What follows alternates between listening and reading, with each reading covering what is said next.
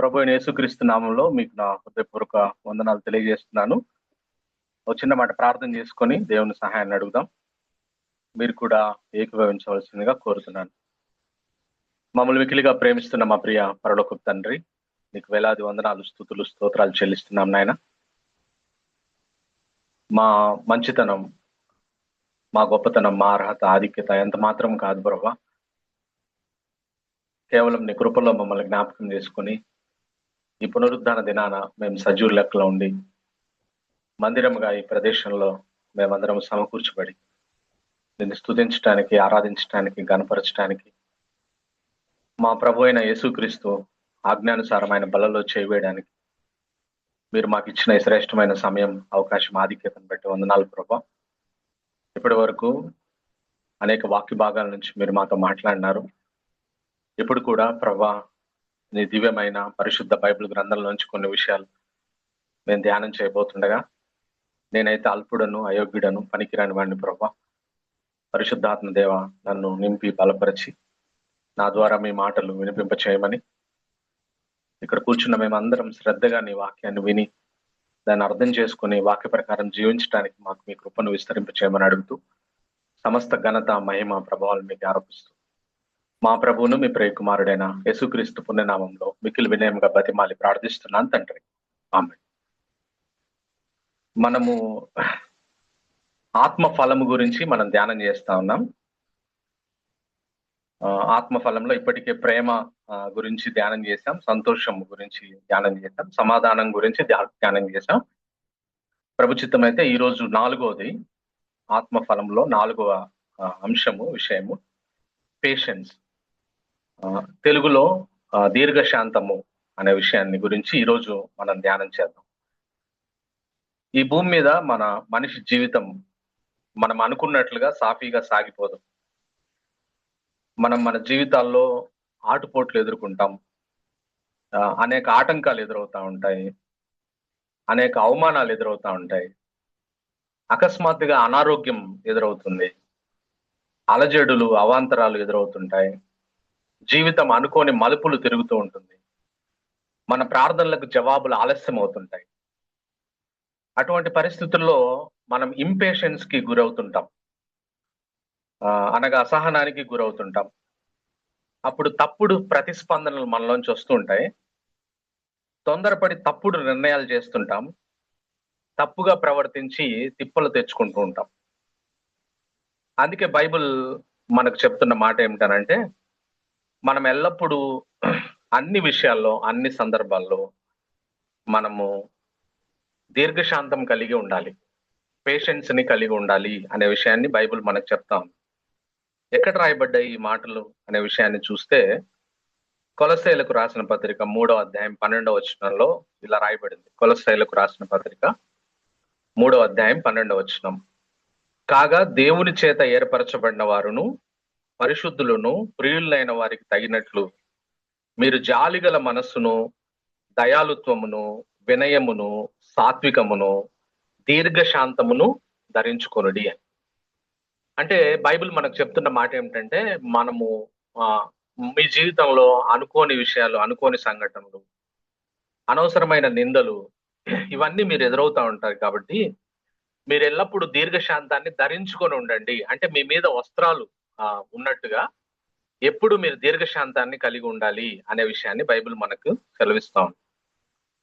ఆ తర్వాత తెస్సలోనికలకు రాసిన మొదటి పత్రిక 5వ అధ్యాయం 14వ వచనం చివరిలో, 1 Thessalonians 5th chapter 14th verse చివరిలో అందరి ఎడల దీర్ఘశాంతం గలవారై ఉండుడి అని రాయబడి కదా. అందరి ఎడల దీర్ఘశాంతం కలిగిన వారంగా ఉండండి అని రాయబడి. ఆ తర్వాత ఎఫెసీ పత్రిక 4వ అధ్యాయం 1-2 వచనాల్లో, ఎఫెసియన్స్ 4th chapter 1-2 verses లో, కాబట్టి మీరు సమాధానమును బంధము చేత ఆత్మ కలిగించు ఐక్యమును కాపాడుకొనుట యందు శ్రద్ధ కలిగిన వారై ప్రేమతో ఒకరినొకడు సహించుచు అనే మాట కదా. సంఘంలో కానీ, కుటుంబంలో కానీ, సమాజంలో కానీ, మనం పనిచేసే చోట అందరి మనస్తత్వాలు ఒక రకంగా ఉండవు, అందరూ ఒకే విధంగా ఉండరు కదా. అందుకే చాలా తెలుగులో ఒక సామెత చెప్తా ఉంటారు, ఒక తల్లికి పుట్టిన 5 కొడుకులు ఒక రకంగా ఉండరు. అటువంటిది సంఘంలో మనందరం ఒక రకంగా ఎలా ఉంటాం? ఉండం కదా. అటువంటి పరిస్థితుల్లో బైబిల్ మనకు చెప్తున్న మాట ఏమిటంటే, మీరు ప్రేమతో ఒకడినొకడు సహించాలి అనే మాట మనకు సెలవిస్తాం. అంటే విత్ లవ్ మనము ఇతరులతో మనం పేషెన్స్ గా ఉండాలి. కుటుంబంలో కూడా, సమాజంలో కూడా, పనిచేసే చోట కూడా మనము దీర్ఘశాంతాన్ని కలిగిన వారంగా ఉండాలి అనే విషయాన్ని బైబిల్ మనకు సెలవిస్తాం. సో ఈ రోజు దీర్ఘశాంతానికి సంబంధించిన ఒక 4 విషయాల్ని మనం జ్ఞాపకం చేసుకున్నాం. మొట్టమొదటిది ఏంటంటే డెఫినేషన్ ఆఫ్ పేషెన్స్, దీర్ఘశాంతం. అంటే దీర్ఘశాంతం యొక్క నిర్వచనం ఏంటి అనే విషయాన్ని మొదట మనం ధ్యానం చేద్దాం. ఫస్ట్ డి, అన్ని డితో చెప్తా ఈరోజు 4 విషయాలు దేవుని చిత్తం అయితే. మొట్టమొదటిది డెఫినేషన్ ఆఫ్ పేషెన్స్. దీర్ఘశాంతం యొక్క నిర్వచనం ఏంటంటే, patience means the quiet uncomplaining endurance under stress or annoyance. అంటే ఒత్తిడి లేదా చికాకుల మధ్య ఎలాంటి ఫిర్యాదు చేయకుండా ప్రశాంతంగా భరించే గుణమే దీర్ఘశాంతం. మరొకసారి చెప్తాను, ఒత్తిడి లేక చికాకుల మధ్య ఎలాంటి ఫిర్యాదు చేయకుండా ప్రశాంతంగా భరించే గుణమే దీర్ఘశాంతం. సింపుల్ గా చెప్పండి, ఇది అంత కొంచెం కాంప్లికేటెడ్ గా ఉంది. సింపుల్ గా అంటే, patience is waiting on God with faith and endurance. విశ్వాసంతో ఓర్పుతో దేవుని కొరకు ఎదురు చూడడమే దీర్ఘశాంతం. విశ్వాసంతో ఓర్పుతో దేవుని కొరకు ఎదురు చూడడమే దీర్ఘశాంతం అనే విషయాన్ని నేను మీకు జ్ఞాపకం చేస్తాను.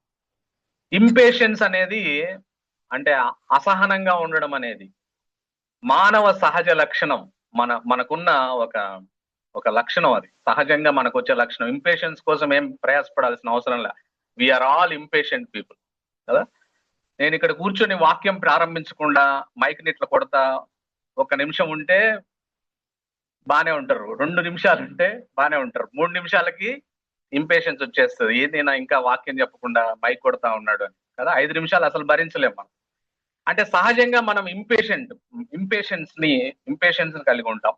ఇంపేషెన్స్ దేవుని మానవ సహజ లక్షణం అయితే, పేషెన్స్ అనేది అంటే దీర్ఘశాంతం అనేది దేవుని సుగుణం అనే విషయాన్ని నేను మీకు జ్ఞాపకం చేస్తాను. బైబిల్ చెప్తున్న మాట ఏంటంటే, అనేక వచనాలు మనకు తెలుసు, మళ్ళా మీకు చెప్పాల్సిన అవసరం లేదు. మన దేవుడు దీర్ఘశాంతం కలవాడు అని బైబిల్ చెప్తాం. సో మన దేవుడు దీర్ఘశాంతం కలవాడు కాబట్టి మనం కూడా అలాగే ఉండాలి అనే విషయాన్ని నేను మీకు జ్ఞాపకం చేస్తాను.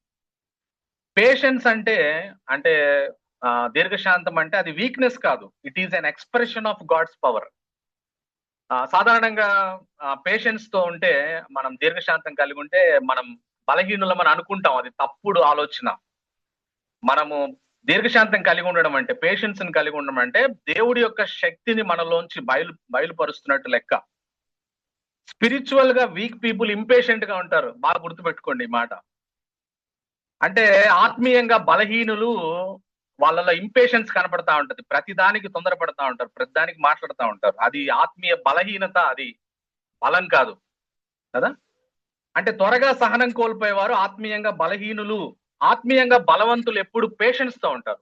వీడు స్పిరిచువల్ గా స్ట్రాంగ్, ఈమె స్పిరిచువల్ గా స్ట్రాంగ్ అని ఎవరిని చెప్తామంటే, వాళ్ళు దీర్ఘశాంతాన్ని కలిగి ఉంటారు. వాళ్ళు తొందరపడి ప్రతిస్పందనలు ఇయ్యరు, తొందరపడి మాట్లాడరు. ఒక దెబ్బ కొడితే తిరిగి కొట్టడం పవర్ కాదు, దెబ్బతిని మౌనంగా ఉండడానికి పవర్ కావాలి కదా. Jesus expressed this power when he was on cross. యేసుప్రభు వారు సిలువలో ఉన్నప్పుడు ఈ శక్తిని బయలుపరిచాడు. ఆయన సిలువలో హింసిస్తున్నప్పుడు ఆయన 1 మిల్లీ సెకండ్ అసహనానికి, ఇంపేషెంట్ గురైతే ఏమయ్యేది? ప్రపంచం అంతా మాడి మసైపోయేది కదా. కానీ జీసస్ ఎండ్యూర్డ్ క్రాస్. దేవుడు అంత అవమానాన్ని, అంత హింసని ఆయన భరిస్తూ ఆయన దీర్ఘశాంతం చూపాడు యేసుప్రభు వారు సిలువలో. అలా మనం ఉండాలని కోరుతా ఉన్నాడు ఆయన. క్రైస్తవులం అంటే అది పవర్. ఎలా పడితే అలా మాట్లాడేసాం, ఎలా పడితే అలా ప్రతిస్పందించడం కాదు. ఆ నిజమైన ఆత్మీయ బలము అనే విషయాన్ని నేను మీకు జ్ఞాపకం చేస్తాను. ఎక్కడుంది ఈ మాట చూడండి, సామెతలు 16:32లో రాయబడ్డ మాట. సామెతలు 16:32, పరాక్రమశాలి కంటే దీర్ఘశాంతము గలవాడు శ్రేష్ఠుడు. పట్టణము పట్టుకొనిన వానికంటే తన మనస్సును స్వాధీనపరుచుకున్నవాడు శ్రేష్ఠుడు అంట కదా. అంటే ఒక పరాక్రమశాలి ఉన్నాడంటే, ఆ పరాక్రమశాలి కంటే అతను కాదు శక్తిమంతుడు, పరాక్రమశాలి కాదు, దీర్ఘశాంతం గలవాడే శ్రేష్ఠుడు, ఇద్దరిని కంపేర్ చేస్తే అనే విషయాన్ని బైబిల్ మనకు చెప్తా ఉంది. నేను ఇంతకుముందు బైబిల్ స్టడీలో చెప్పినా అనుకుంటా ఈ విషయం. జ్యోతి నగర్ లో, హైదరాబాద్ లో జ్యోతి నగర్ లో తెల్లవారుజామున 5 o'clock కి నిజంగా జరిగిన సంఘటన ఇది.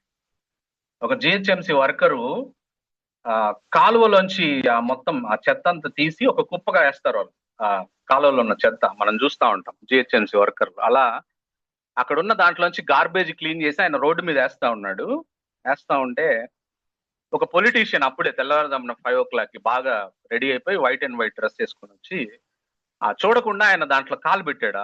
ఆ డస్ట్ లో కాలు పెట్టగానే ఆయన ప్యాంట్ అంతా పాడైపోయింది, వైట్ ప్యాంట్. ఆయన ఏదైనా ఇంపార్టెంట్ మీటింగ్కి వెళ్ళాలేమో తెలియదు, మరి పాడైపోగానే ఆయనకు విపరీతమైన కోపం వచ్చింది. ఇంపేషెన్స్ గురై ఆ జిహెచ్ఎంసి వర్కర్ ని బాగా బాధపడేశాడు, కొట్టేశాడు. ఇదంతా ఆ దూరం నుంచి ఆ ఎదురుగా ఇంట్లో ఉన్న ఒక యువకుడు చూస్తా ఉన్నాడు ఈ సంఘటన అంతా. కొడుతుంటే అసలు ఈయన ఏమాత్రం ప్రతిస్పందించాల. ఈ జిహెచ్ఎంసి వర్కరు మౌనంగా ఉన్నాడు. ఆ దెబ్బలన్నీ తిని మౌనంగా ఉన్నాడు. ఆయన కొట్టి అలసిపోయి వెళ్ళిపోయినాడు ఆ పొలిటీషియన్. వెళ్ళిపోయిన తర్వాత ఈ ముస్లింకి ఆశ్చర్యం వేసి కిందికి దిగొచ్చి ఆ వర్కర్ని అడిగాడు, అట్లా అన్యాయంగా కొడతా ఉన్నాడు, నీ పని నువ్వు చేస్తా ఉన్నా, నువ్వేం తప్పు చేయలేదు, నువ్వు ఆయన కొడతా ఉంటే నువ్వెందుకేమి ప్రతిస్పందించలేదంటే అప్పుడు ఆ జిహెచ్ఎంసి వర్కర్ చెప్పిన మాట ఏంటంటే, అయ్యా యేసు ప్రభు కూడా ఇలాగే అన్యాయంగా తంతా ఉంటే ఆయన మౌనంగా ఉన్నాడయ్యా, నాకు యేసు ప్రభు మాదిరి, అందుకే నేను మౌనంగా ఉన్నాను అని చెప్పాడు. ఆ ముస్లిం చలించిపోయాడు.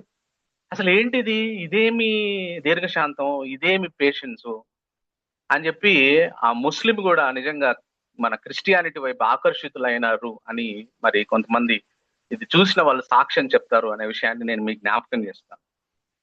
ఈ జరిగిన యథార్థ సంఘటనలో పవర్ఫుల్ పర్సన్ ఎవరంటే జిహెచ్ఎంసి వర్కరే కదా, పవర్లెస్ పర్సన్ ఎవరంటే ఆ పొలిటీషియనే అనే విషయాన్ని నేను మీకు జ్ఞాపకం చేస్తాను.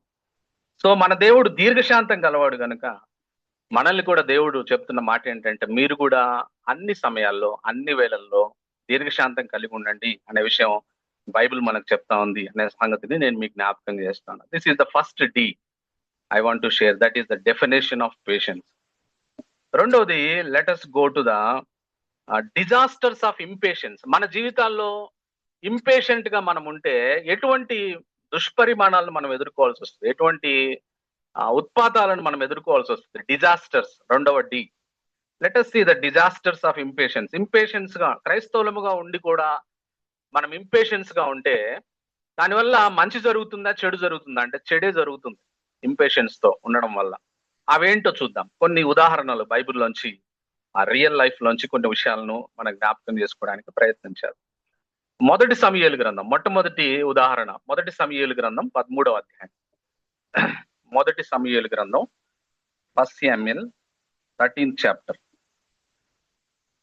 మొదటి సమూయేలు గ్రంథం 13వ అధ్యాయం 8 నుంచి చదువుతున్నాను చూడండి. మొదటి సమూయేలు 13:8. సమూయేలు చెప్పినట్టు అతడు 7 దినములు ఆగి సమూయేలు గిల్గాలునకు రాకపోవుటయు జనులు తన యొద్ద నుండి చెదిరిపోవుటయు చూచి దహన బలులను సమాధాన బలులను నా యొద్దకు తీసుకొని రమ్మని చెప్పి దహన బలి అర్పించను. అతడు దహన బలి అర్పించి చాలించిన వెంటనే సమూయేలు వచ్చెను. సౌలు అతన్ని కలుసుకుని అతనికి వందనము చేయటకై బయలుదేరగా సమూయేలు అతనితో, నీవు చేసిన పని ఏమని అడిగాను. అందుకు సౌలు, జనులు నా యొద్ద నుండి చెదిరిపోవుటయు నిర్ణయ కాలమున నీవు రాకపోవుటయు ఫిలిస్తీయులు మిక్మషులో కూడి ఉండుటయు నేను చూచి ఇంకను యెహోవాను శాంతి పరచక మునిపే ఫిలిస్తీయులు గిల్గాలునకు వచ్చి నా మీద పడుదురు అనుకొని నా అంతట నేను సాహసించి దహన బలి అర్పించుతనను. అందుకు సమూయేలు ఇట్లనెను, నీ దేవుడైన యెహోవా నీకు ఇచ్చిన ఆజ్ఞను గైకొనక నీవు అవివేక పని చేస్తివి. నీ రాజ్యమును ఇశ్రాయేలు మీద సదాకాలము స్థిరపరచుటకు యెహోవా తలచి ఉండెను. అయితే నీ రాజ్యము నిలువదు. యెహోవా తన చిత్తానుసారమైన మనసు గల ఒకని కనుగొని ఉన్నాడు. నీకు ఆజ్ఞాపించిన దాన్ని నువ్వు గైకొనపోతు గనుక యెహోవా తన జనుల మీద అతన్ని అధిపతిగా నియమించును అనే మాట కదా. అంటే Saul was told to wait for the prophet Samuel before offering the sacrifice. అయితే సౌలు ఇంపేషెన్స్ గా ఉండి మరి దహన బలి అర్పించినప్పుడు ఆ ఇంపేషెన్స్ కి ఉన్న కాన్సిక్వెన్సెస్ ఏంటంటే, ఏం డిజాస్టర్ అంటే, సౌల్ లాస్ట్ హిస్ కింగ్షిప్. తన రాజరికాన్ని సౌలు పోగొట్టుకోవాల్సి వచ్చింది. తన ఇంపేషెన్స్ వలన, తన అసహనం వలన, దీర్ఘశాంతం లేకపోవడం వలన రాజ్యాన్ని కోల్పోయాడు సౌలు అనే విషయాన్ని నేను మీకు జ్ఞాపకం చేస్తాను. ఇది మొదటి ఉదాహరణ. రెండో ఉదాహరణ చూస్తే మనం చదవాల్సిన అవసరం లేదు, కానీ నేను చెప్తున్నాను, మీరు గమనించండి. నిర్గమకాండం 32 అధ్యాయంలో ఉంటది. నిర్గమకాండం 32 అధ్యాయంలో 1వ వచనంలో ఏమని ఉంటదంటే, మోషే కొండ దిగకుండా తడువు చేయుట ప్రజలు చూసినప్పుడు వారు ఇంపేషెన్స్ తోటి బంగారు దూడను చేసి దేవునికి కోపం తెప్పించారు. అది ఆ 32 అధ్యాయం అంతా మనకు తెలుసు కదా. మోషే కొండ దిగి రావడం ఆలస్యం అవగానే ఇంపేషెన్స్ గురైపోయినారు మనుషులు. ఇంపేషెంట్ గురైపోయి ఒక బంగారు దూడను చేసుకుని దాన్ని ఊరేగించడం ప్రారంభించినారు. ఏం జరిగింది కాన్సిక్వెన్సెస్ అంటే 27, 28 వచనాల్లో 3,000 మంది చనిపోయారు. ఆ తర్వాత 32, 35లో God sent a plague on Israel. అంటే impatience brought God's judgement on them. Israel ప్రజల మీద వారు దీర్ఘశాంతం లేనందువల్ల, ఇంపేషెన్స్ చూపించినందువల్ల దేవుని ఉగ్రత వారి మీదకి వచ్చింది అనే విషయాన్ని నేను మీకు జ్ఞాపకం చేస్తాను. మరొక క్లాసిక్ ఎగ్జాంపుల్ బైబిల్లో ఏంటంటే, గలతీయులకు రాసిన పత్రిక 4వ అధ్యాయం, గలషియన్స్ 4th చాప్టర్, గలతీయులకు రాసిన పత్రిక 4వ అధ్యాయము 28 నుంచి ఒక మంచి మాటలు ఉంటాయి చూడండి. నేను చదువుతున్నా 28 నుంచి. గలతీ 4:28. సహోదరులారా, మనమును ఇస్సాకు వలె వాగ్దానమును బట్టి పుట్టిన కుమారులమై ఉన్నాము. అప్పుడు శరీరమును బట్టి పుట్టినవాడు ఆత్మను బట్టి పుట్టిన వానిని ఎలాగూ హింస పెట్టెనో ఇప్పుడును అలాగే జరుగుచున్నది. ఇందును గూర్చి లేఖనమేమి చెప్పుచున్నది? దాని కుమారుని వెళ్ళగొట్టుము, దాసి కుమారుడు స్వతంత్రాలి కుమారునితో పాటు వారసుడై ఉండడు. కాగా సహోదరులారా, మనం స్వతంత్రాలి కుమారులమే గాని దాసి కుమారులం. ఇక్కడ నాకు నా మనసును ఆకర్షించిన వచనం ఏంటంటే 29వ వచనం. శరీరమును బట్టి పుట్టినవాడు ఆత్మను బట్టి పుట్టిన వాడిని ఎలాగూ హింస పెట్టెనో, అంటే ఇష్మాయేల్ గురించి రాయబడింది. అబ్రహాము శారాకు వాగ్దానం చేసిండు, సంతానం ఇస్తా, ఇస్సాకుని ఇస్తా అని వాగ్దానం చేస్తే వాళ్ళిద్దరూ తొందరపడి ఇంపేషెన్స్ గురైనందువల్ల హాగరు ద్వారా ఇష్మాయేల్ పుట్టాడు కదా. అంటే ఆ తొందరపాటు చర్య ఎంత పర్యవసానం ఉందంటే, ఇది జరిగిన కొన్ని వేల సంవత్సరాల తర్వాత కూడా శరీరమును బట్టి పుట్టినవాడు ఆత్మను బట్టి పుట్టిన వాడిని హింసిస్తానే ఉన్నాడు. ఇంకా ఇప్పటికీ ఇశ్రాయేలీల్ని మరి ఆ అరబ్ దేశాలు హింసిస్తానే ఉన్నాయి అనే విషయాన్ని నేను మీకు జ్ఞాపకం చేస్తున్నాను. ఒక తొందరపాటు చర్య, శారా అబ్రహాము చేసిన ఒక తొందరపాటు చర్య వలన, వాళ్ళు దేవుని దీర్ఘశాంతం చూపకపోవడం వల్ల వచ్చిన చర్య వలన ఇప్పటికీ ఆ హింసను ఎదుర్కొంటూనే ఉన్నారు అనే విషయాన్ని నేను మీకు జ్ఞాపకం చేస్తా ఉన్నా దేవుని బిడ్డలారా కదా. సో ఒక నీతి కథ, ఒక ఫీబుల్ మనకు తెలుసు. ఒక చోట ఒక పాండ్ ఎండిపోతా ఉంటే 2 కొంగలు వచ్చినాయి. అక్కడ తాబేలు ఒకటి ఇబ్బంది పడతా ఉంది ఆ నీళ్లలో. ఆ తాబేలు ఆ కొంగల్ని బతిలాడింది. ఏమనంటే, ఇక్కడ ఈ పాండ్ ఎండిపోతుంది, నేను చచ్చిపోతా ఇంకా, కాబట్టి దగ్గరలో కొంత కిలోమీటర్ల దూరంలో ఇంకొక పాండ్ ఉంది, నన్ను అక్కడికి తీసుకెళ్తారా అని అడిగింది. ఎట్లా తీసుకెళ్ళాలి నిన్ను అని అంటే, ఆ 2 కొంగలు చెప్పిన మాట ఏంటంటే, ఒక కర్రకి ఆ పక్క ఈ పక్క మేము నోటితో పట్టుకొని ఉంటాం, మధ్యలో నువ్వు నోటితో పట్టుకో, మేము ఎగురుతా ఉంటాం, నువ్వు కూడా మాతో పాటు ఎగిరి నిన్ను తీసుకుపోయి ఆ పాండ్ లో వేసేస్తాము అని అన్నారు. అని ఆ కొంగలు చెప్పినాయి ముందే, నువ్వు మధ్యలో నోరు తెరిచి ఏమి మాట్లాడొద్దు అని చెప్పి. సరే, ఆ కొంగలు ఇట్లా పట్టుకున్నాయి, గాల్లో ఎగురుతా ఉన్నాయి, ఊర్ల మీద పోతా ఉంటే ఊర్లో వాళ్ళు ఊరుకోరుగా, అరే ఎవడికి వచ్చిందరే ఈ ఐడియా, సూపర్ ఐడియా అని అనగానే గమ్మునుండొచ్చుగా తావేలు. దీర్ఘశాంతం లేదు, పేషెన్స్ లేదు. నోరు తెరిచి నాదే ఈ ఐడియా అని గాల్లోకి ఎగిరిన తర్వాత నాదే ఈ ఐడియా అనేసరికి కింద పడి నడుము ఇరిగింది కదా. మన ఇంపేషెన్స్ మన నడుములు విరగొడుతుంది అనే విషయాన్ని నేను మీకు జ్ఞాపకం చేస్తాను. So these are the disasters of impatience in our life. కాబట్టి బైబిల్ మనకు పదే పదే చెప్తున్న మాట ఏమిటంటే, మనం ఇంపేషెన్స్ గా ఉంటే మనము దానికి సంబంధించిన పర్యవసానాలు మనం ఎదుర్కోవాల్సి వస్తుంది. కాబట్టి let us not be impatient. మనము ఎప్పుడు దీర్ఘశాంతాన్ని మనం కలిగిన వారంగా మనం ఉండాలి అనే విషయం బైబిల్ చెప్తా ఉంది. 3వ డీలోనికి వెళ్దాం. Let us see the dividends of patience. అంటే దీర్ఘశాంతం వల్ల కలిగే ప్రయోజనాలు ఏంటో చూద్దాం. దీర్ఘశాంతం వల్ల కలిగే దుష్పరిమాణాలు ఏంటో చూసాం కదా.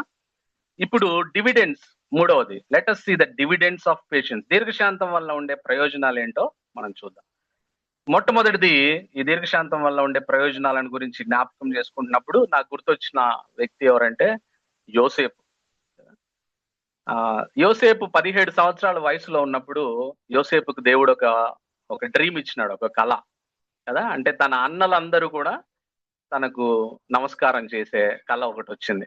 ఈవెన్ హిస్ ఫాదర్ ఆల్సో, సన్ను, స్టార్స్, మూను, ఇవన్నీ కూడా మరి ఆయనకి పాదాభివందనం చేస్తున్న ఆ కళ వచ్చింది. దేవుడిచ్చిన కళ అది యోసేపు. ఎప్పుడు వచ్చింది అది? 17 సంవత్సరాల వయసులో ఉన్నప్పుడు వచ్చింది. ఈ ఈ కళ ఎప్పుడు నిజమైంది యోసేపు జీవితంలో అని అంటే 20 సంవత్సరాల తర్వాత. అంటే యోసేపు 37 సంవత్సరాల వయసు ఉన్నప్పుడు ఈ కళ నిజమైంది. ఎందుకంటే he became ruler when he was 30 years old. 30 సంవత్సరాల వయసులో ఉన్నప్పుడు ఆయన ఐగుప్తుకు రూలర్ అయిపోయినాడు. దిస్ డ్రీమ్ బికేమ్ అరౌండ్ 37 సంవత్సరాల వయసుకి వచ్చేటప్పటికి, అంటే 20 సంవత్సరాలు మరి పట్టింది ఆ కళ నెరవేర్చబడ్డానికి.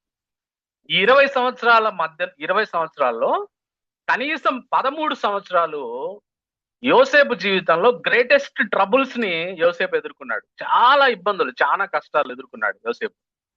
అయితే he was not impatient even for a single time. ఒక్కసారి కూడా ఆయన తను గోతిలో వేసినప్పుడు కానీ, ఆ పోతిఫర్ ఇంట్లో అన్యాయంగా ఆయన మీద నింద మోపినప్పుడు కానీ, ఆ జైల్లో వేయబడ్డప్పుడు కానీ ఎప్పుడు కూడా ఆయన ఇంపేషెంట్ గా వ్యవహరించిన సందర్భమే లేదు అనే విషయాన్ని నేను మీకు జ్ఞాపకం చేస్తాను. So here the lesson is, ఇక్కడ మనం నేర్చుకోవాల్సిన పాఠం ఏంటంటే, ఇన్ వ్యూ ఆఫ్ దీర్ఘశాంతం అనే కళ్ళజోడు పెట్టుకొని యోసేపు స్టోరీని చూసినప్పుడు మనం నేర్చుకోవాల్సిన విషయం ఏంటంటే, God has a great plans for our lives. దేవుడికి మన జీవితాల్లో చాలా ప్రణాళికలు ఉన్నాయి, చాలా గొప్ప ప్రణాళికలు ఉన్నాయి కదా. ఆయనకు మన పట్ల చాలా ఉద్దేశాలు ఉన్నాయి. అదే కదా మనకు బైబిల్ చెప్తున్న మాట. ఆయనకు మన పట్ల చాలా ఉద్దేశాలు ఉన్నాయి. Let us not spoil those plans because our impatience. మన అసహనం ద్వారా, మనం దీర్ఘశాంతం లేకపోవడం ద్వారా, యోసేపు అయితే సాధించుకున్నాడు అది దేవుడి ప్రణాళిక గుండా వెళ్ళి. మనం మాత్రం అలా దీర్ఘశాంతం లేకుండా ఉంటే మనం కోల్పోతాం ఆ ప్రణాళికలు అనే విషయాన్ని నేను మీకు జ్ఞాపకం చేస్తాను. ఇది ఒక ఎగ్జాంపుల్. డివిడెండ్ కదా, ఆ కళ నెరవేర్చబడింది. ఆయన ఐగుప్తు మరి రూలర్ అయ్యాడు అనే విషయాన్ని నేను మీకు జ్ఞాపకం. రెండవ ఉదాహరణ మనం చూస్తే యోబు మనకు కనబడతాడు బైబిల్లో కదా.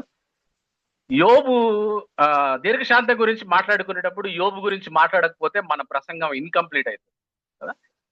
Job faced lot of troubles in his life. యోబు తన జీవితంలో చాలా సమస్యలు ఎదుర్కొన్నాడు. We could not see a person who suffered like Job. యోబు లాగా హింసలు పొందిన, యోబు లాగా బాధపడిన వ్యక్తి, ఆయనలాగా సఫర్ అయిన వ్యక్తి ఈ భూమి మీద లేడు అని అనుకుంటా. నాకు తెలియదు ఎవరు, యోబు తప్ప కదా. అందరు చనిపోవడం, ఆస్తి అంతా పోవడం, అనారోగ్యం రావడం కదా. Even his wife tempted him to curse God and die. భార్య చెప్పింది, నువ్వు ఎందుకయ్యా ఈ బతుకు బతకడం కన్నా దేవుని దూషించి చచ్చిపో అని అన్నది.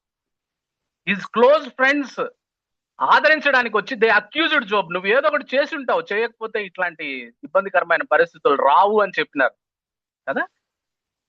He lived a super righteous life but he was patient in his trials. అయితే యోబు తన శ్రమల్లో మరి దీర్ఘశాంతాన్ని చూపించినాడు. అటువంటి శ్రమల్లో కూడా యోబు దేవుణ్ణి స్తుతించాడు. యెహోవా ఇచ్చను యెహోవా తీసుకొను, యెహోవా నామమునకే స్తుతి కలుగును గాక అని. ఎంత పేషెన్స్ అండి, ఎంత దీర్ఘశాంతం. అయితే రివార్డ్ ఏంటి అని అంటే, lord blessed him double at the end of his life కదా. దేవుడు తన జీవిత చరమాంకంలో ఆయనను రెట్టింపుగా ఆశీర్వదించాడు అని బైబిల్లో రాయబడింది కదా. యాకోబు 5:11 ఈ మాట రాయబడింది. జేమ్స్ 5:11 సహించిన వారిని ధన్యులను కొనుచున్నాము కదా, మీరు యోబు యొక్క సహనమును గూర్చి వింటిరి అని. ఇక్కడ నుంచి మన లెసన్ ఏంటంటే, బైబిల్ చెప్తున్న మాట ఏంటంటే, మాటికి మాటికి అసహనం చూపించే వాళ్ళు ధన్యులు అని చెప్పట్లే. బైబిల్ ఏమంటుంది? సహించే వాళ్ళు ధన్యులు. అంటే నీ భర్త నీకు ఇష్టం లేనట్టు ప్రవర్తిస్తున్నా కూడా నువ్వు సహిస్తే నువ్వు ధన్యురాలివి కదా. నీ భార్య నీకు ఇష్టం లేనట్టు ప్రవర్తిస్తున్నా కూడా నువ్వు మాట్లాడకుండా సహిస్తే నువ్వు ధన్యుడివి. సంఘంలో మరి నీకు ఇష్టం లేనివన్నీ జరుగుతూ ఉంటే, ఇష్టం లేని అన్ని జరుగుతూ ఉంటే, అంటే పాపాన్ని సహించమని నేను చెప్పట్లా, ఇష్టం లేనివన్నీ జరుగుతూ ఉంటే వాటిని నువ్వు సహిస్తే బైబిల్ నీకు ఇస్తున్న టైటిల్ ఏంటి, నీకు ఇస్తున్న బిరుదు ఏంటంటే, నువ్వు ధన్యుడవు అంటుంది. సహించిన వారు ధన్యులు అనే విషయం బైబిల్, బ్లెస్డ్ అనే విషయం బైబిల్ చెప్తా ఉంది అనే మాట నేను మీకు జ్ఞాపకం చేస్తాను. ఇది రెండవ సంగతి, డివిడెండ్. మనం బైబిల్లో రాయబడింది, సహనం కలిగి ఉంటే. మూడో విషయాన్ని మనం చూద్దాం. మూడవ ఎగ్జాంపుల్ ఏంటంటే 1851 టు 1921 లో, ఇది నిజంగా మన చరిత్రలో, అంటే బైబిల్లో ఉన్నది కూడా జరిగిన విషయాలే, అయితే ఇది చరిత్రలో జరిగిన ఒక సంగతిని మీ దృష్టికి తీసుకొని వస్తా. 1851 నుంచి 1921 మధ్యలో బెంజమిన్ వార్ఫీల్డ్ అనే ఓల్డ్ రెనోవర్డ్ థియాలజీ అని ఉండేవాడు, అంటే ప్రపంచ ప్రఖ్యాతమైన వేదాంతవేత్త. ఆయన 1887 నుంచి 1921లో చనిపోయేంత వరకు ప్రిన్స్టన్ యూనివర్సిటీలో ఆయన వేదాంత విద్యను బోధించాడు. ఈయన అందరూ ద లయన్ ఆఫ్ ప్రిన్స్టన్ అని అనేవాళ్ళు, అంటే సింహం లాంటోడు వేదాంత విద్యలో, లయన్ ఆఫ్ ప్రిన్స్టన్ అనేవారు. ఈయనకి 1876 సంవత్సరంలో, ఈయన 25 సంవత్సరాల వయసులో ఉన్నప్పుడు యానీ పియర్స్ అనే ఒక ఆమెను పెళ్లి చేసుకున్నాడు ఈయన. అయితే వీళ్ళిద్దరూ హనీమూన్ కోసం జర్మనీకి వెళ్ళినారు. పెళ్లి చేసుకున్న వెంటనే జర్మనీకి వెళ్ళినప్పుడు ఒక పిడుగు పడింది యానీ మీద. పిడుగుపడి ఆమె కంప్లీట్ గా ప్యారలైజ్ అయిపోయింది. శాశ్వత పక్షపాతం వచ్చింది ఆమెకి. పెళ్లి చేసుకున్నాడు 25 సంవత్సరాల వయసులో. అయినా జర్మనీకి హనీమూన్ వెళ్ళాడు. అక్కడ జరిగిన ఒక ప్రమాదంలో, మరి వర్షంలో ఒక పిడుగు ఆమె మీద పడ్డప్పుడు ఆమె కంప్లీట్ గా ప్యారలైజ్ అయింది. పక్షవాతం వచ్చింది ఆమె. పక్షవాతం వచ్చి 39 సంవత్సరాలు she was confined to bed. 39 సంవత్సరాలు బెడ్ మీదే ఉండి 1915లో చనిపోయింది ఆమె. నో రిస్టోరేషన్ లైక్ జోబు లాగా తిరిగి డబుల్ బ్లెస్సింగ్స్ లేవు. నో హీలింగ్, స్వస్థపరచలేదు దేవుడు కదా. But Warfield never complain about his wife situation. 39 సంవత్సరాల్లో వార్ఫీల్డ్ ఇంత గొప్ప థియోలాజియన్ బయట 2 గంటలు మాత్రమే ఉండేవాడు. ఆ 2 గంటలు ప్రిన్స్టన్ యూనివర్సిటీకి పోయి వేదాంత విద్య బోధించి వచ్చేసేవాడు అంతే. 2 గంటల కంటే ఎక్కువ ఉండేవాడు కాదు బయట, ఎందుకంటే తన భార్యకు తన అవసరం ఉంది. 22 గంటలు ఆయన భార్యతో ఉండేవాడు. 2 గంటలు మాత్రం బయటికి పోయి వేదాంత విద్యను బోధించి వచ్చేవాడు ఆయన ఇంటికి కదా. ఎంత పేషెన్స్ అండి కదా. He was patience all his life, తన జీవితం అంతా. కొంతమంది అడిగారు, why you never become impatient Warfield అని అడిగితే ఆయన చెప్పిన మాట ఏమిటంటే, రోమా 8:28, in God's providence God will always do what is good for us అని అన్నాడు ఆయన. ఒక్కసారి కూడా కంప్లైంట్ చేయలే కదా. నేను ఇట్లా రాసుకున్నా ఆయన గురించి notes. He is not the line of Princeton, he is the line of patience కదా. ఆయన ప్రిన్స్టన్ కి వేదాంత విద్యలో లైన్ కాదు, పేషెన్స్ లో లయన్ ఆయన అనే విషయాన్ని నేను మీకు జ్ఞాపకం చేస్తాను. సో దీనిలోంచి మనం నేర్చుకోవాల్సిన పాఠం ఏంటంటే, no matter whatever happen in our life, we must be patient like Warfield. ఏమి జరిగినా సరే వార్ఫీల్డ్ లాగా మనము దీర్ఘశాంతం కలిగిన వారంగా ఉండాలి అనే విషయాన్ని నేను మీకు జ్ఞాపకం చేస్తాను. ఎందుకు ఏంటి అనంటే, రోమా 12:12లో రాయబడ్డ మాట ఏమిటంటే, నిరీక్షణ గలవారే, రోమన్స్ 12:12లో, నిరీక్షణ గలవారై సంతోషించు, శ్రమయందు ఓర్పు గలవారై, ప్రార్థన యందు పట్టుదల కలిగి ఉండుడి. అయితే ఏంటి శ్రమల్లో సహిస్తే ఏంటంటే, జేమ్స్ 1:4లో రాయబడింది, యాకోబు 1:4లో, మీరు సంపూర్ణులను అనునాంగులను ఏ విషయంలోనైనా కొదువలేని వారినై ఉండునట్లు ఓర్పు తన క్రియను కొనసాగింపనీయుడి అని అంటాం. గుర్తుపెట్టుకోండి డియర్ చర్చ్, ఈ మాటలు మన హృదయంలో భద్రపరచుకోవాలి. మనం కంప్లీట్ గా అవ్వాలి అని అంటే, మనం పర్ఫెక్ట్ గా అవ్వాలి అంటే, ఏ విషయంలోని కొదవలేని వారిగా ఉండాలంటే ఓర్పు కలిగి ఉండాలి అని చెప్తా ఉంది బైబిల్ మనకి కదా. అంటే మనం ఎప్పుడవుతాం మనం కంప్లీట్ మనుషులం అంటే, ఓర్పు కలిగి ఉంటే నువ్వు కంప్లీట్ ఉమెన్ అవుతావు, కంప్లీట్ మనిషి అవుతావు. పర్ఫెక్ట్ గా ఎప్పుడవుతామంటే, ఓర్పు కలిగి ఉంటే నువ్వు పర్ఫెక్ట్ అవుతావు కదా.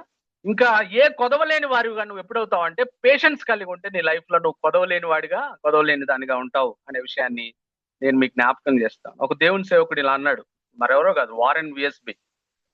Patience is not simply the ability to wait, it's how we behave while we are waiting అన్నాడు. దీర్ఘశాంతం అంటే దేవుని కోసం ఎదురు చూడడం మాత్రమే కాదు, ఎదురు చూసే సమయంలో ఎలా ఉన్నావు, నీ బిహేవియర్ ఎలా ఉంది, అది చాలా ప్రాముఖ్యం అనే విషయాన్ని ఆయన చెప్పినాడు అనే సంగతిని నేను మీకు జ్ఞాపకం చేస్తాను. So we saw 3 Ds. మొట్టమొదటిది డెఫినేషన్ ఆఫ్ పేషెన్స్ ని చూసాం, రెండవది డిజాస్టర్స్ ఆఫ్ పేషెన్స్ ని చూసాం, మూడవది డివిడెండ్స్ ఆఫ్ పేషెన్స్ ని చూసాం. Now let us see how we could develop this patience in our life. ఎలా మనం ఈ చివరిలోనికి వచ్చాను ఆ ప్రసంగంలో, సో ఈ పేషెన్స్ ని మనం ఎలా డెవలప్ చేసుకోవాలి మనలో అనే విషయాన్ని మనం జ్ఞాపకం చేసుకొని ముగిద్దాం.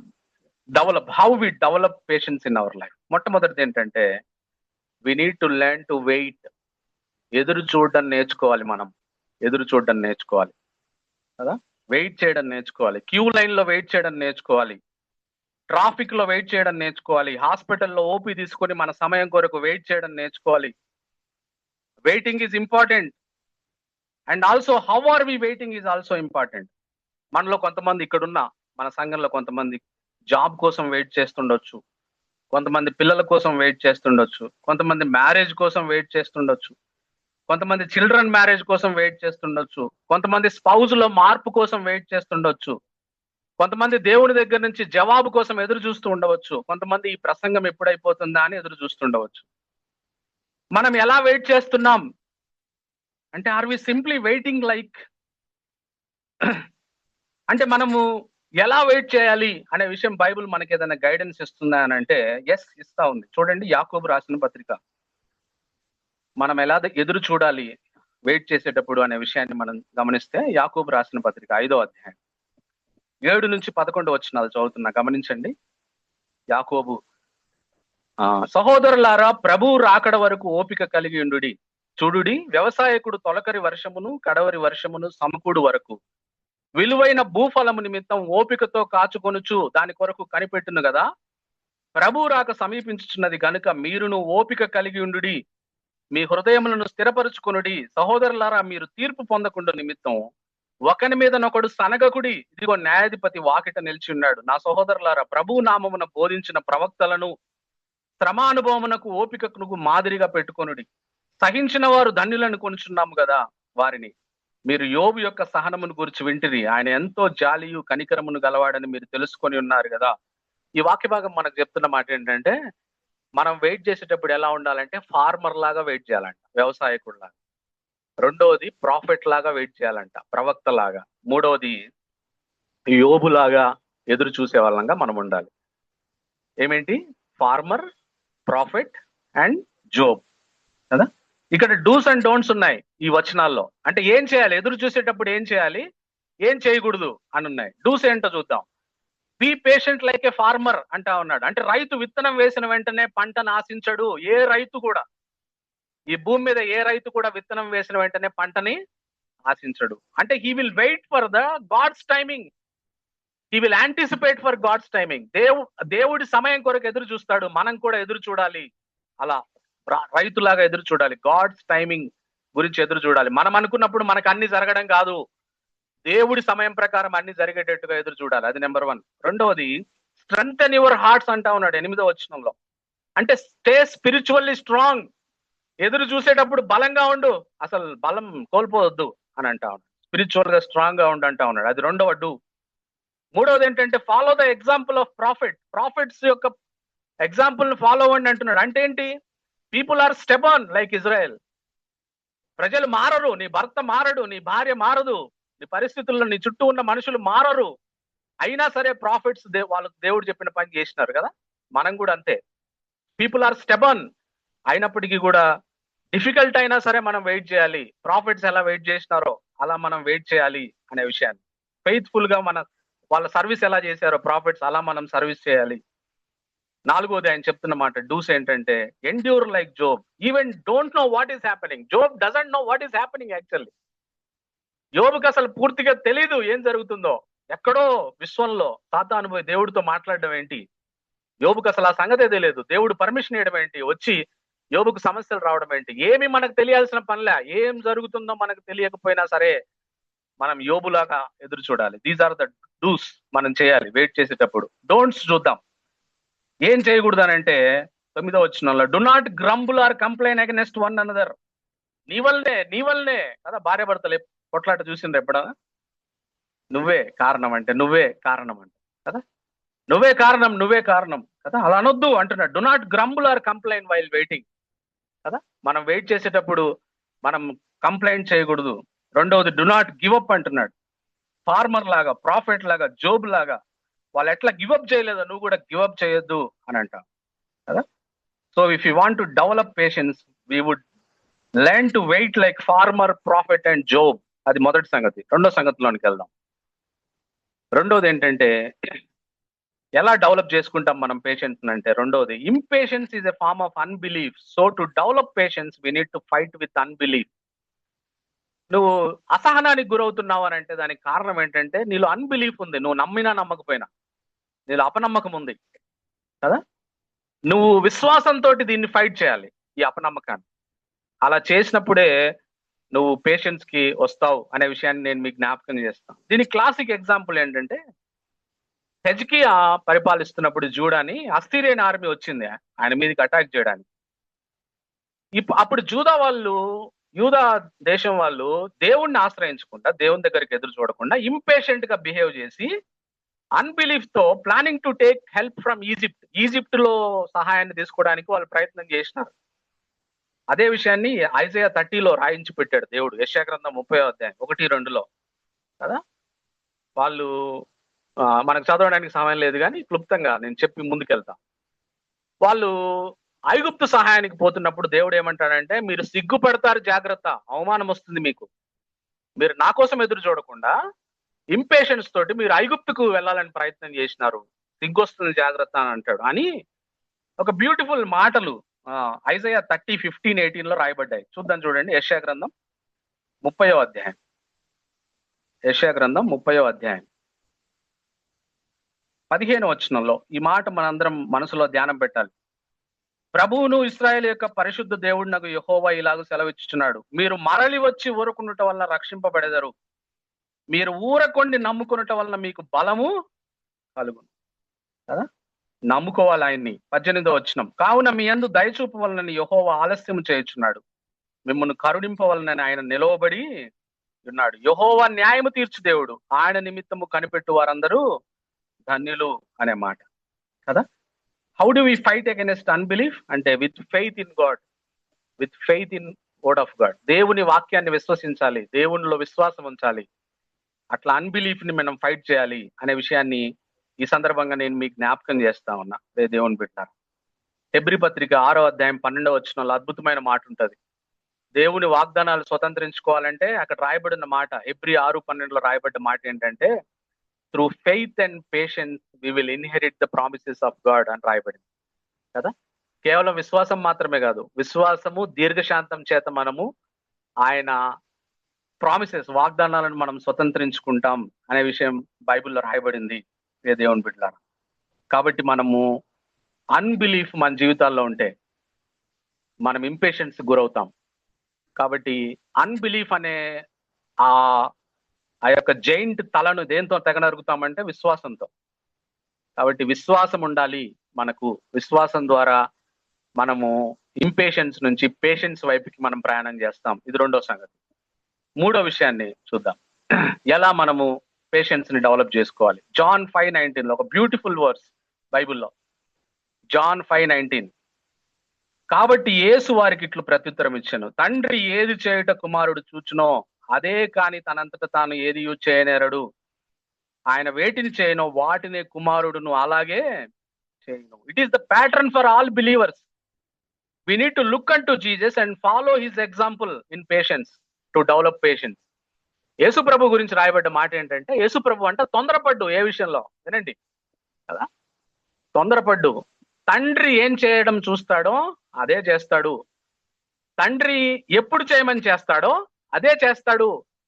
తొందరపడి ఒక అడుగు ముందుకేయడు, తొందరపడి ఒక పని చేయడు యేసు ప్రభు కదా. అందుకే కింద 30వ వచనంలో ఒక బ్యూటిఫుల్ మాట ఉంటది చూడండి, నా అంతటా నేనే ఏమీ చేయలేను, నేను వినున్నట్లుగా తీర్పు తీర్చుచున్నాను, నన్ను పంపిన వాని చిత్త ప్రకారమే చేయకూడదును గాని నా ఇష్ట ప్రకారం చేయకూడను కనుక నా తీర్పు న్యాయమైనది. అంటే మన జడ్జిమెంట్ సరిగా ఉండాలంటే మనం ఇంపేషెంట్ గా ఉంటే, ఇంపేషెంట్ గా మనము మన చిత్తం చేస్తే మన జడ్జిమెంట్ సరిగా ఉండదు.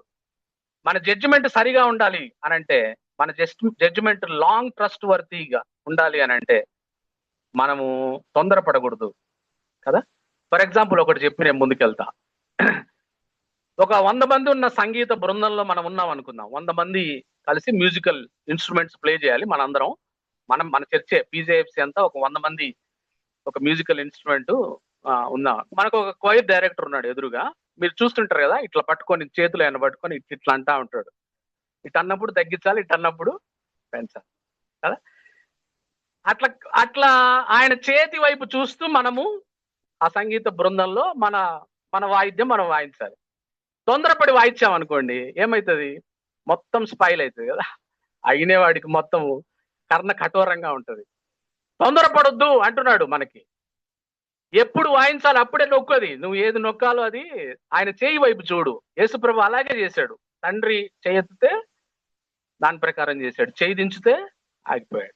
ఇంపేషెంట్ గా ఉండొద్దు. యేసుప్రభుని చూసి మనము మాదిరిగా పెట్టుకోవాలి. చివరిది చెప్పి నేను ముగిస్తాను, లాస్ట్ది హౌ టు డెవలప్ పేషెన్స్ అంటే, 4వది ఏంటంటే, to develop patience we need to learn to submit to God's providence in our life. మనల్ని మనం సంపూర్ణంగా దేవుని చేతికి సమర్పించేసుకోవాలి. ఇక రోమా 8:28 నేను ఎప్పుడు అడుగుతా అంటే, ఇలా అడగడం నాకు ఇష్టం. మనం జ్ఞానులమా దేవుడు జ్ఞానే అంటే దేవుడే జ్ఞాని. మనం ప్రేమ గలవాళ్ళమా దేవుడు ప్రేమ గలవాడంటే దేవుడే ప్రేమ గలవాడు. మనం శక్తివంతులమా ఆయన శక్తివంతుడు అంటే ఆయనే శక్తివంతుడు. సో దేవుని అనంత జ్ఞానానికి, అనంత ప్రేమకు, అనంత శక్తికి మనల్ని మనం సమర్పించుకోవాలి. అంతే, మనల్ని కమిట్ చేసేయాలి ఆయనకి. ఆయన ప్రావిడెన్స్ కింద ఉండాలి మనం ఎప్పుడు కదా. ఫర్ ఎగ్జాంపుల్ 1782లో బాగా వినండి, ఇది బాగా నచ్చింది నాకు. ఇది వాస్తవంగా జరిగిన సంఘటన. 1782లో కేంబ్రిడ్జ్ లోని ట్రినిటీ చర్చ్ కి చార్లెస్ సిమియోన్ అనే ఒక ఆయన్ని పాస్టర్ గా అపాయింట్ చేశాడు, ఒక బిషప్. ఆ అపాయింట్మెంట్ అక్కడ ఉన్న బిలీవర్స్ కి నచ్చలేదు, ఎందుకంటే బిషప్ అపాయింట్ చేశాడు ఆయన్ని. ఎందుకు నచ్చలేదంటే సిమియోన్ ఏమైనా బ్యాడ్ పర్సన్ అంటే బ్యాడ్ పర్సన్ కాదు, ఆయన ఇవాంజలికల్ పర్సన్ అంటే ఎప్పుడు వాళ్ళు నోరు తెరిస్తే సాల్వేషన్ గురించి, హోలీనెస్ గురించి, వరల్డ్ ఇవాంజలిజం గురించి మాట్లాడతారు ఇవాంజలికల్. అందువల్ల ఆయన నచ్చలే చర్చికి. ఆయన వచ్చి మరి బాధ్యతలు తీసుకున్నప్పుడు వాళ్ళు చర్చ్ వాళ్ళు ఏం చేశారో తెలుసా, ఉదయకాల ఆరాధనకి ఈయన పాస్టర్ ఉదయకాల ఆరాధనని బహిష్కరించేశారు. చర్చి కమిటీ ఉంటది కదా, కమిటీ విశ్వాసులు ఉదయకాల ఆరాధనకు వెళ్ళకూడదు అని నిర్ణయం తీసుకున్నారు. ఆ తర్వాత ఇంకా ఏం చేశారు తెలుసా, ప్యూస్ ఉంటాయి కదా పెద్ద పెద్ద చర్చెస్ లో, ప్యూస్ అంటే బల్లలు, ఆ బల్లలకు తాళాలు వేసినారు ఒకదానికి ఒకటి పెట్టేసి. అంటే ఇక్కడ బల్లల మీద కూర్చోకూడదు, ఎవరు ఆరాధనకి రాకూడదు.